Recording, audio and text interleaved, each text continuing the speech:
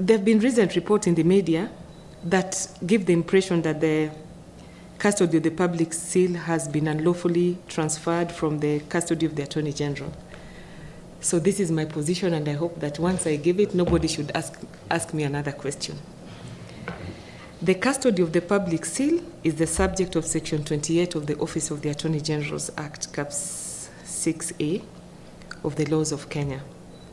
This provision stipulates that the Attorney General shall have custody of the public seal of the Republic of Kenya. This particular provision has neither been repealed nor amended in any manner whatsoever.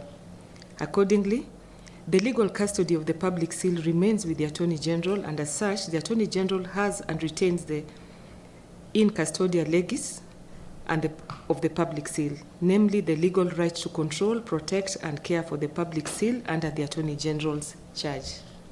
And I am sure that we have had no problem with the issue of the public seal, apart from what is in the papers. And the government is one government. The executive is one executive. We work together collaboratively under the leadership of the President. So we are one. The Attorney General is a member of the executive under the Constitution, and the whole executive serves under the President as one, and we share responsibility. Thank you.